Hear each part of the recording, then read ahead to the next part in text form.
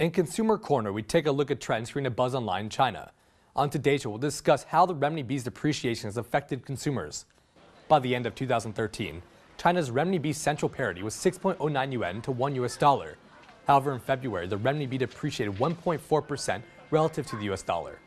The lowest central parity reached over 6.14 yuan to $1. In other words, 60,900 yuan is enough to exchange 10,000 US dollars. But now it takes 61,400 renminbi for the same amount of US dollars. This is not merely an issue about numbers and figures for those studying abroad. This is about how currency valuations can affect everyday life. For those studying abroad, the costs have increased since the renminbi depreciated. Most Chinese families usually support their kids financially until they finish their education and start a career. For most overseas students, their living, travel, and entertainment costs are all supported by their parents in China. The annual expenditures for a student studying in the U.S. are around 20,000 to 50,000 US dollars. After depreciation, parents need to transfer around 1,000 to 2,500 renminbi more to their child's overseas accounts. And for parents who are just planning to send their kids abroad, many of them are paying a lot of attention to exchange rates. Tuition fees are a large part of the study abroad education fees. The average annual tuition fees for overseas students attending public schools in the United States is around 40,000 US dollars. And for those at private schools, the fees can reach $50,000 to $80,000. If the renminbi keeps depreciating, the new students will have to pay thousands more renminbi than before.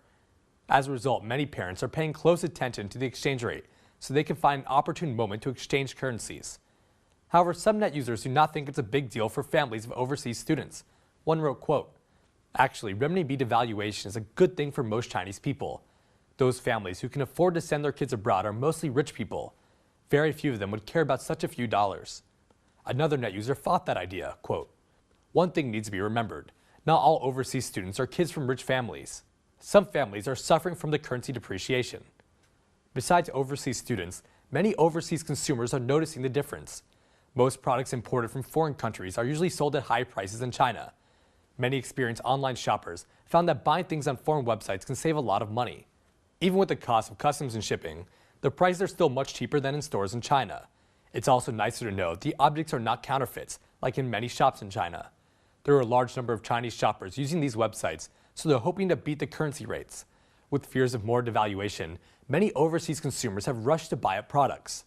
Many Chinese tourists have gone overseas as soon as possible so they can make the most of their renminbi when shopping and traveling.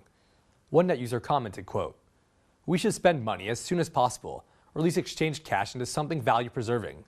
The cash is the least valuable thing in the world. Everything can change its value." However, some net users saw this problem from another perspective. One wrote, quote, "It might be a bad thing for some individual consumers. Previously, we could buy an American product with 3 yuan, and now it's 5 yuan. However, from the perspective of a country, currency depreciation can actually be a good thing for China. We can earn more money from the Western countries. If a country's economy is prosperous, common people would also enjoy the benefits. At least the social security would improve. It's a good thing." According to the Global Times, the decline in renminbi value is normal, and it's believed that the depreciation is likely to be short-lived. But from a market perspective, this depreciation in renminbi value will benefit some export sectors. Because of the depreciation in renminbi, these export companies are producing the same products, but earning more dollars than before. However, some other net users do not agree with this theory. One wrote, quote, "In recent years, it didn't matter if the renminbi appreciated or depreciated against the US dollar. The life of common Chinese people has never improved.